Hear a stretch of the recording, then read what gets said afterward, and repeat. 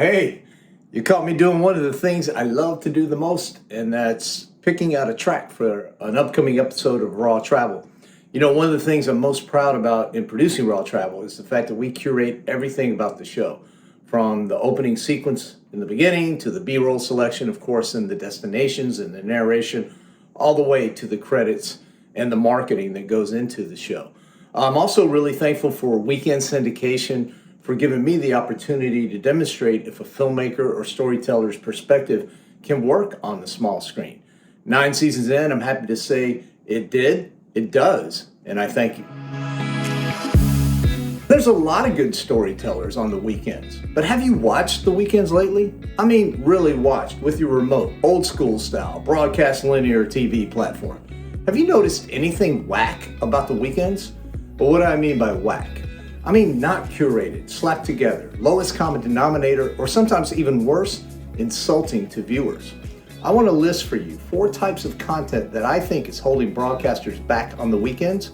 It's a list I call Too Whack for the Weekends.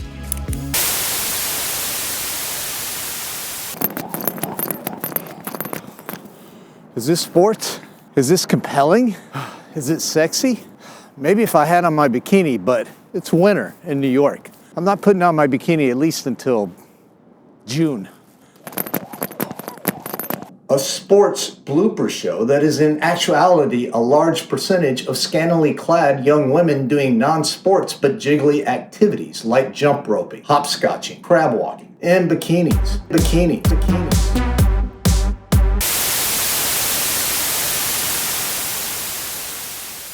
Families watch on the weekends. Our mothers, our sisters, our daughters, our sons. Mature warning or not, I'm not sure this type of content belongs on the broadcast TV platform during the day, if at all. It's not sports, it's exploitive, it's insulting, and it's lazy.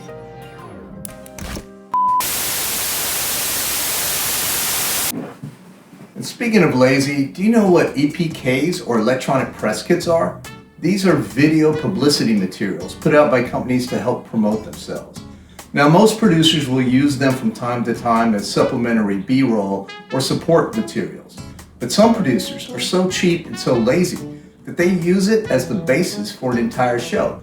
They add some narration, some music, and voila! They have a travel show, a pet show, a car show, whatever the case may be. Now, the content may be cheap, but it's not compelling and it's extraordinarily lazy.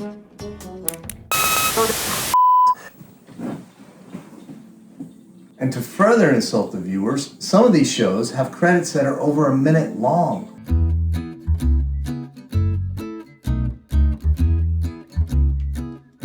Without any images or bloopers or content to keep the viewer engaged.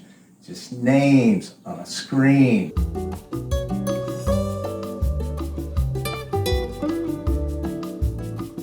Blinking for what seems like forever.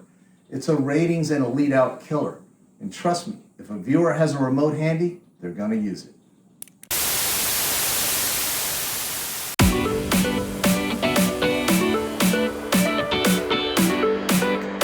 You know, everybody likes to jam from time to time. Who doesn't?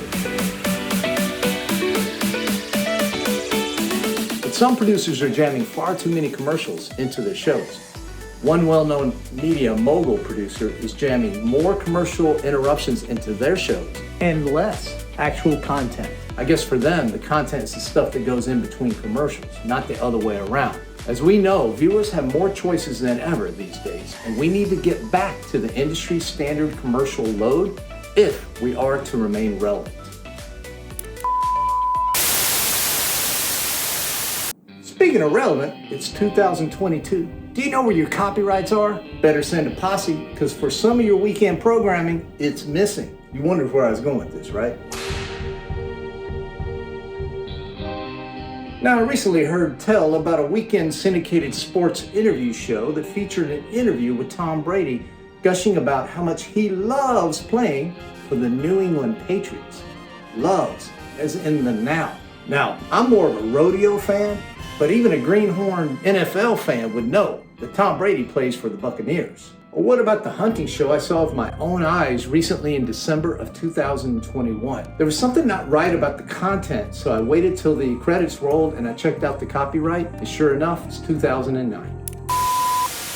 Yes, absolutely. Some retro shows and library content can be compelling and popular. From day one, we produced Raw Travel to be as evergreen as possible because we wanted it to have a life outside of first-run weekend syndication. But that took investment, effort, and foresight. Some producers don't even bother with a basic refresh, or they're presenting old content as new. That's not only misleading to stations, it's insulting to viewers, and in my opinion, too whack for the weekends. Weekends can grow the weekdays and local news. So why fill with substandard, sometimes embarrassing filler that might work for the producer, but doesn't work for the viewers? It's not some enigmatic, supernatural, magical mystery. It's just storytelling. It's just good TV. Now what's whack about that? Easier said than done, I know. Producing TV can be a grind, and we all take shortcuts from time to time. For instance, continuity is just not a big deal to me. Neither is hair or wardrobe. But I consider it a privilege to produce television. Do we hit the bullseye every time? No, maybe not ever. But it's the pursuit of excellence that keeps us going. That and the support and love from affiliates, advertisers, fans, and you. But we're broadcast TV, not some obscure OTT network throwing crap against the wall to see what sticks, or some dying cable network that keeps showing the same shows over and over and over to save a buck. We have a limited number of hours and a unique connection to our viewers that others just don't have. There are many broadcasters, executives, and producers doing great work, and it's obvious they love this business, as do I, which is why I welcome your opinions, feedback, and questions. Thank you for watching. You can roll credits now. Please roll the credits now.